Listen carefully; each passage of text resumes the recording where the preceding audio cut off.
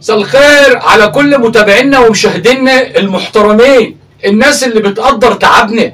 النهارده حلقه جديده من حلقات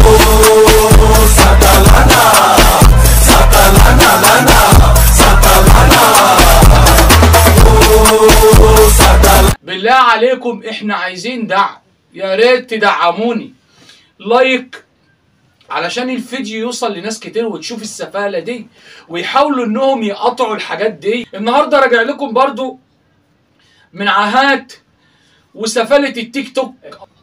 أي دين ذاك الذي تدينون؟ أتسجدون له وتقتلون خلقه؟ أتذهبون لبيته وتقتلون خلقه؟ هو ايه دي؟ أي دي من قريش دي ولا ايه؟ يعني دي من قريش ولا هم اخترعوا دين جديد واحنا مش عارفين ولا ايه؟ يعني هم اخترعوا دين جديد؟ ما انا مش فاهم هي بتقول ايه؟ اللي تقتلون وتعبسون وتلعبون والله العظيم والله العظيم اللي احنا بنشوفوه ده اقسم بالله ما هو موجود عند الكفرة.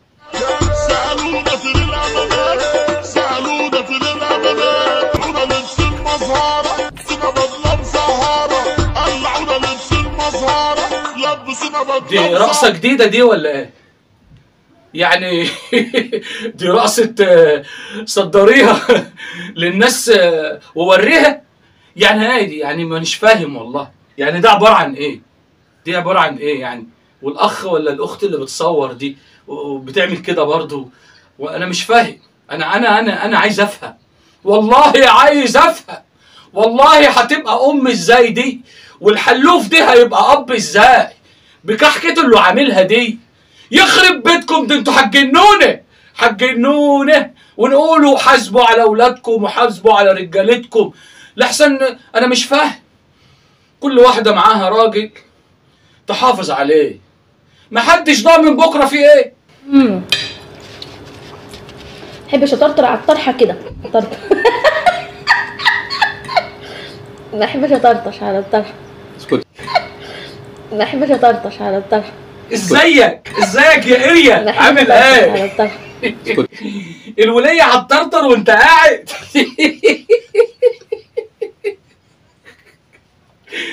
يا حلاوه على الرجاله يا ولاد، يا حلاوه.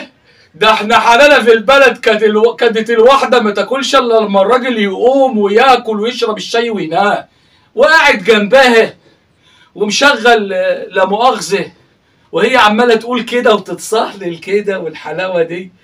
امال يا عم الاجيال الصغيره دي هتطلع شكلها ايه؟ ما هي طالعه متكعبله في سواد ملوش اخر.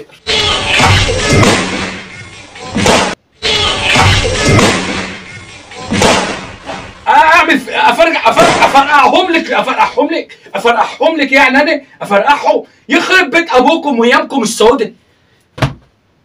فرحانه بيهم قوي عماله تصدريهم للناس يا دي النيله. وفي ايه؟ فيش رجاله ولا ايه؟ ولا الموضوع خرب من ايديكم؟ محدش عارف يسيطر على اي حاجه؟ ده كده الموضوع كده راح في حته تانيه خالص يا اخوانا. ما احنا لو سيبناها كده بالطريقه دي انت هتبقى نايم في البيت وما تعرفش فين. عيب عليكم يا رجاله، عيب عليكم يا رجاله. الزموا الشده.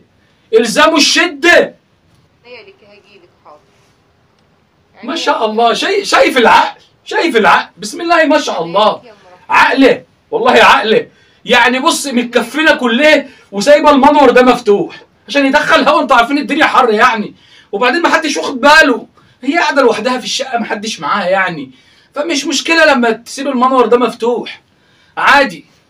ما هي باين عليها كده. الله يرحمك يابا كنت دايما تقول لي البلد دي بلد تمشي تغطي راسها وتعري لا مؤاخذه.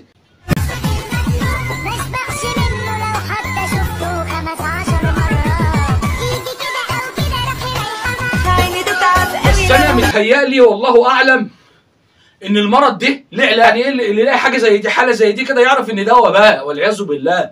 فايه يتصل مثلا برقم معين كده، يعملوه خط ساخن كده ويتصلوا بيه، ويجي لهم الناس ديت ويقعدوهم في حته لوحدهم كده عشان يبقوا معزولين عن الناس، لانهم وباء بينتشروا وبيعدي، والله بيعدي. الحمد لله انا تمام.